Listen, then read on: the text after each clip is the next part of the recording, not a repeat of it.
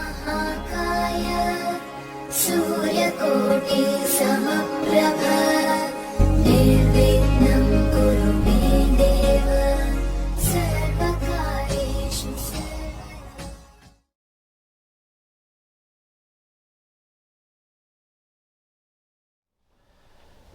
मेरे बहुत ही प्रिय और बेहद सम्मानित साथियों, हृदय की गहराइयों से अभिनंदन, बहुत बहुत हार्दिक स्वागत। साथियों, चर्चा चल रही है लेडी लक के बारे में। आपने सुना होगा कि प्रत्येक सफल पुरुष के पीछे किसी न किसी स्त्री का हाथ होता है। हम इसके और भी आगे चल करके इसके और रहस्यों के पीछे पर्दे उठा करके और भी अधिक जानकारी आपको देने का प्रयास कर रहे हैं। वो प्रयास ये है कि एक तो ये कि केवल सफल पुरुष के पीछे ही नहीं, बल्कि प्रत्येक असफल पुरुष के पीछे भी किसी न किसी स्त्री का हाथ होता है। यहां पर स्त्रियों को कोई आक्षेप लगाने की बात नहीं की जा रही, क्योंकि हम उसका उल्टा भी यहां पर साबित कर रहे हैं। प्रत्येक सफल स्त्री के पीछे भी किसी न किसी पुरुष का हाथ होता है और प्रत्येक असफल स्त्री के पीछे भी किसी न किसी पुरुष का ही हाथ होता है। इन सब प्रश्नों के उत्तर आपको मिलेंगे। आज हम चर्चा कर रहे हैं वृषभ लग्न के जातकों के बारे में।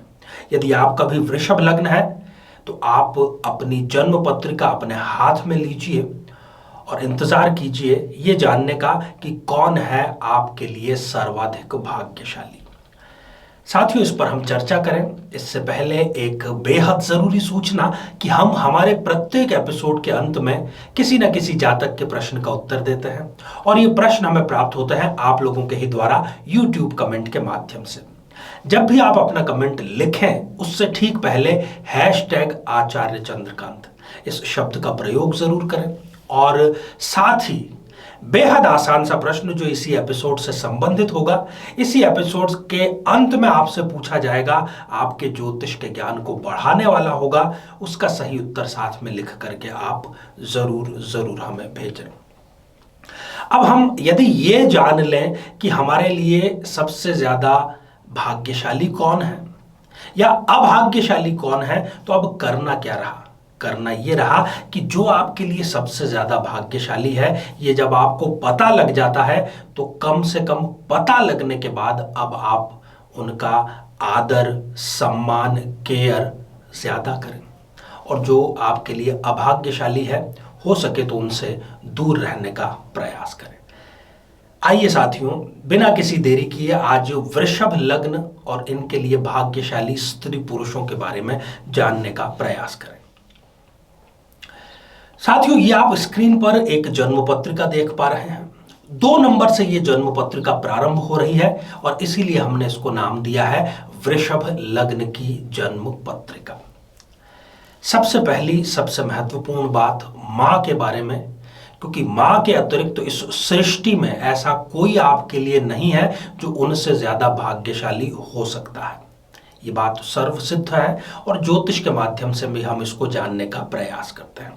यदि वृषभ लग्न की इस जन्म पत्रिका में भाग्येश शनि और चतुर्थेश सूर्य, इन दोनों की युति हो, भले ही ये दोनों शत्रु क्यों ना हो, यदि ये कुंडली के किसी भी भाव में युति करके बैठे हैं या इनका दृष्टि संबंध है, तो ऐसे व्यक्ति के लिए उनकी मां इनके व्यक्तित्व निर्माण का कार्य करेगी।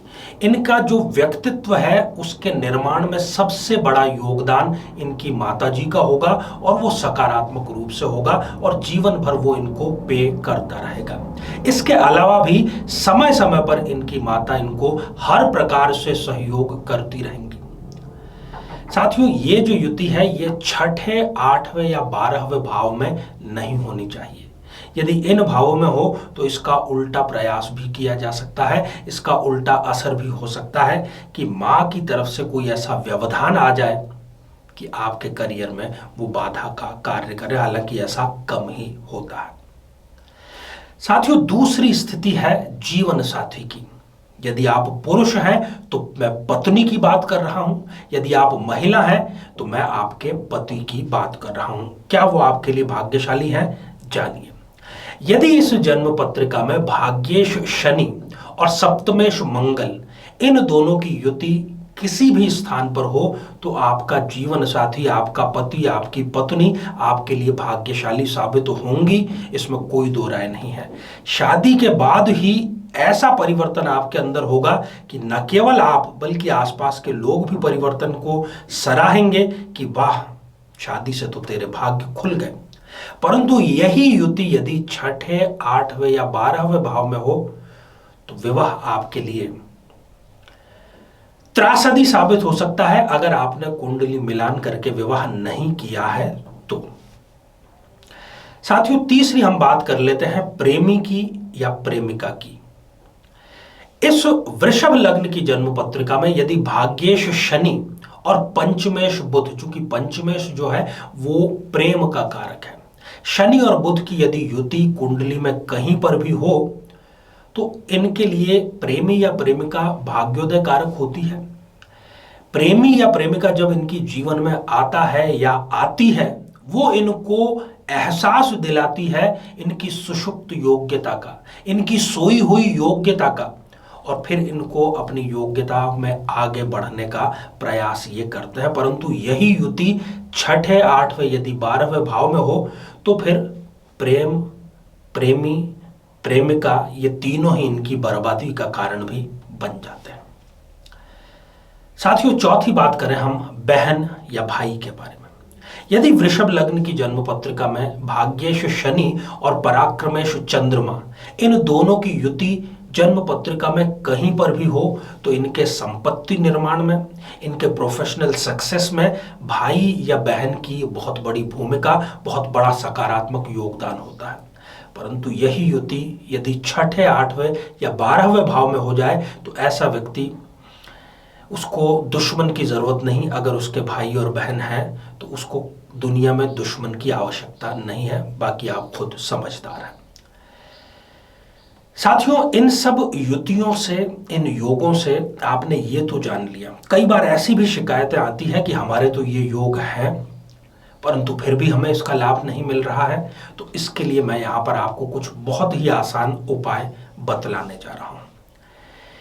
यदि आपकी चंद्रमा की दशा या अंतर्दशा या प्रत्यंतर दशा चल रही है तो आप प्रातः काल उठकर माता जी के चरण स्पर्श करें। इससे आपको माता संबंधी जो ग्रह है उसका सीधा लाभ मिलेगा, जो रुका हुआ भाग्य है वो प्रारंभ हो जाएगा। यदि आपको शुक्र की दशा या अंतर्दशा चल रही है तो आपको चिड़िया को चावल के दाने समर्पित करने चाहिए, रोजाना करें, बहुत बेहतर परिणाम आपको मिलेंगे।